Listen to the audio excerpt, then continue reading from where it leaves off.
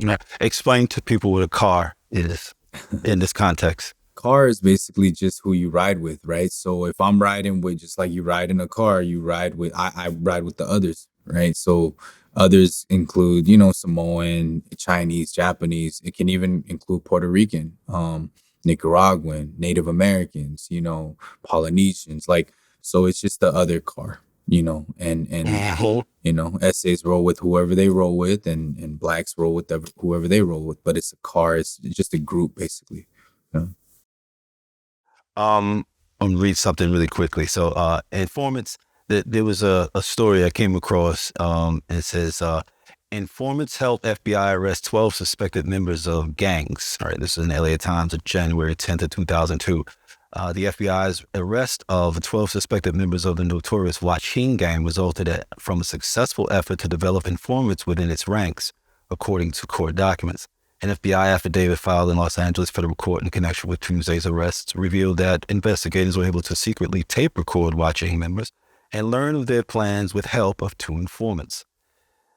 Were you apprised of these happenings? Because you were active during this time, weren't Mhm. I mean, of course, we know what happened during those times. Yeah, I you? mean, Yeah, it's so, all documented. Yeah. Mhm. right. Were you in proximity to any of these activities when the FBI was getting involved and all that kind of stuff? Absolutely. Yeah. Did you come close? Because obviously you didn't do any federal bids. Mhm. Uh, did you come close to any of this I where knew some of you the might have been homies who touched? were there. I know who got picked up and pinched. Yeah, but I didn't. The I wasn't there. Yeah. homies of yours? Not from us. Yeah, Not direct. yeah. Mm. But Um, how active were you during the time that this was going on? I was still, doing my thing. Yeah. Yeah. Yeah. Hmm. How did things like this happening? This is obviously a scale up, way up from, accidentally kidnapping a drug dealer. Right. You know what I mean? So, at the point in which this level of activity is going on, um, have you yet begun to question your choices? I didn't really question my choices. I was just more like, this is kind of what comes with the territory almost. You know what I mean? Like, it did knock us on our feet. It was like a break to the face because we didn't understand that Homeland Security and FBI was getting involved now. Right? That's a whole nother level. But All right. even then, we had a very like a very different type of mindset. We're like, we got to move forward. I mean, we got to push forward. We'll roll with the punches type of feel. But of course, a lot of us were, some of the people were probably shook.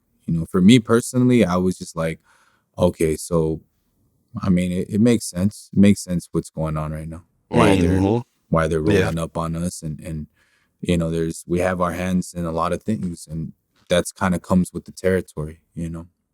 that's facts. So, you get home, and you obviously you into you know jokes. You know what I mean? You like jokesing, and so you're doing home robberies, but you're doing regular robberies as well. Yeah. Mhm.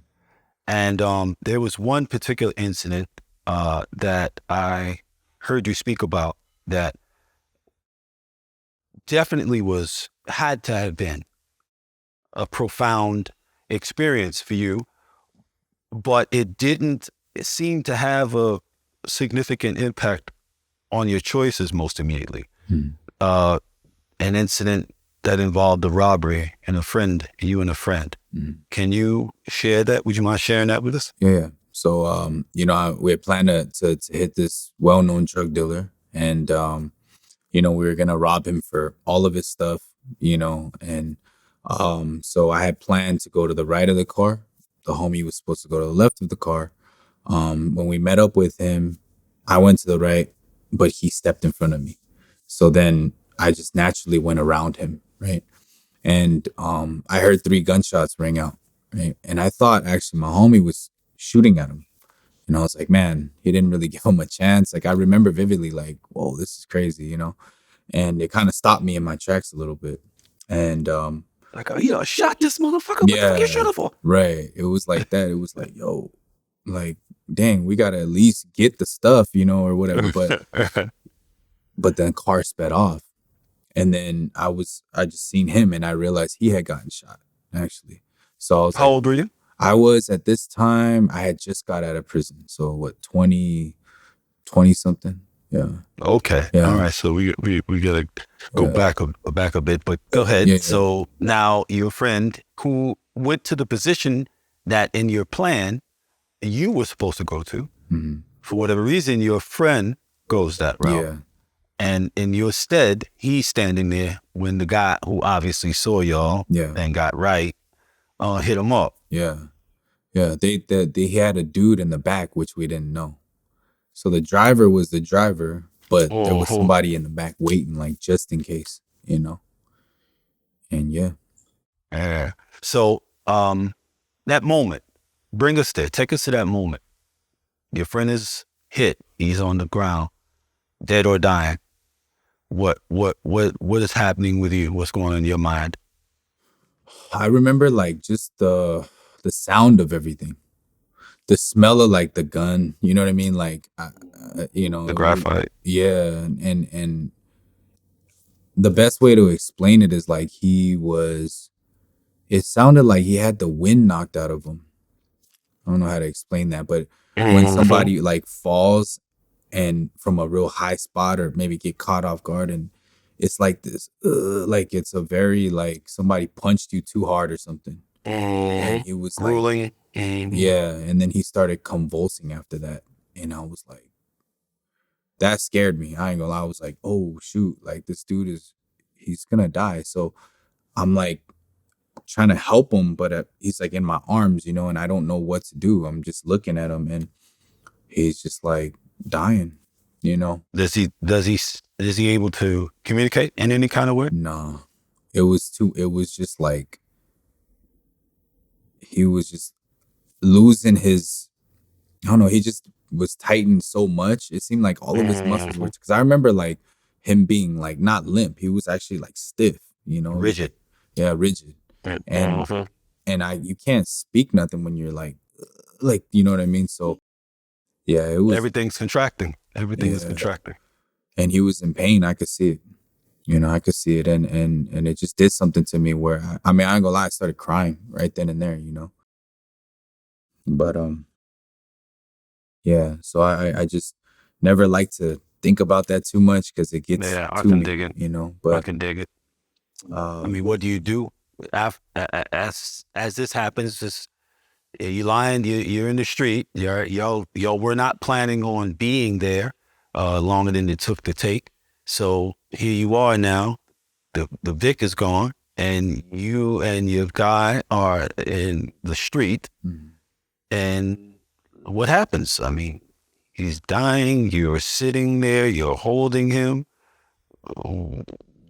Where do um the when does the police come? When? yeah, well, I was just sitting there, and I guess apparently somebody had called the cops. Oh, They put me down, and then I'm like, help my homie, he got shot. And then I ain't gonna lie, man, the police at the time didn't care. Like, I'll just be real. They was focused on thinking that I shot him. I was did like, you have a how pistol on you? he had a pistol on him. Yeah, yeah. Did you have one? I stashed it. Yeah, Okay. yeah. And then he was just, yeah, he was, I mean, yeah, it was crazy. So they come, ambulance, whatever, they finally get to him, but he's already just laying there for like a good amount. Like, they had put me in the back seat for a while before the ambulance even came. And that really Mm. pissed me off. Because So he mhm. go ahead.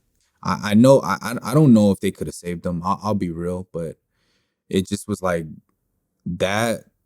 I didn't even care I was in the back seat. I was like, bro, like you guys gotta help him. And I just started feeling bad. Like, man, like this dude, they just letting him lay there, you know, and didn't even seem like they cared. Because when I looked at him, I was like shook, but it just seemed like the cops were like, yeah, there's another person dying. Like, it was very Mhm. desensitized to it.